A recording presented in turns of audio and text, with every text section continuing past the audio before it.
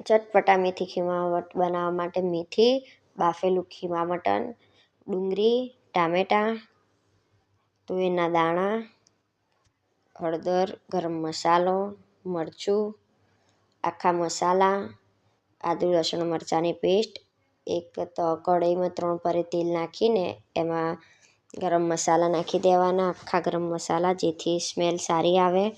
એને બરાબર થવા દેવાના. પહેલાં ગરમ મસાલા, જીરું, એમાં ડુંગળી નાખવાની.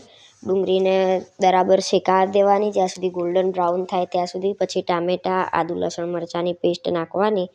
એને બરાબર ચડવા દેવાની જ્યાં સુધી ટામેટાં બરાબર ચડી ના જાય ત્યાં સુધી કોઈ મસાલા નાખવાના નહીં. પછી જે બેઝિક મસાલા હોય આપણે હળદર, મરચું, ગરમ મસાલો, કસૂરી મેથી, એ રીતે પછી જે આપણે નાખતા હોય રોજિંદા જીવનમાં એ નાખી દેવાના અને એને બરાબર 5 મિનિટ માટે.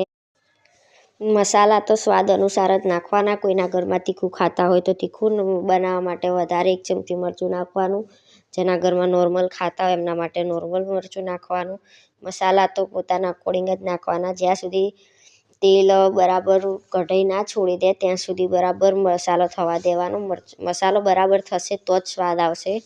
પછી એમાં તુવેરના દાણા નાખવાના. તુવેરના દાણાને ઓનલી ફોર 2 જ મિનિટ માટે. તુવેરના દાણા થઈ ગયા બાદ તેમાં ખીમા મટન નાખવાનું. જે અંદર યકની થઈ હોય રસો એની સાથે જ નાખી દેવાની એટલે ટેસ્ટ બહુ જ સારો આવે. એને બરાબર મિક્સ કરી લેવાનું. જેટલું સારું મિક્સ કર્યું હશે એટલું મસાલો બરાબર અંદર ખીમા મટનમાં જશે તો એકદમ લજીસ લાગશે. એટલું થઈ ગયા પછી એને ઢાંકી દેવાનું 5-10 મિનિટ માટે. એના પછી એમાં મેથી નાખી દેવાની. મેથી નાખ્યા બાદ એને મિક્સ નથી કરવાનું. મિક્સ કરી દેશો તો પછી ટેસ્ટ બરાબર નહીં આવે ને મિક્સ નહીં મજા આવે. એટલે એને ઢાંકી દેવાનું.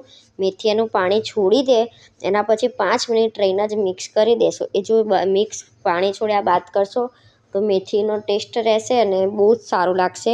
આવી નવી રેસીપી જોવા માટે આ ચેનલને સબસ્ક્રાઈબ કરીને ફોલો કરી દેજો.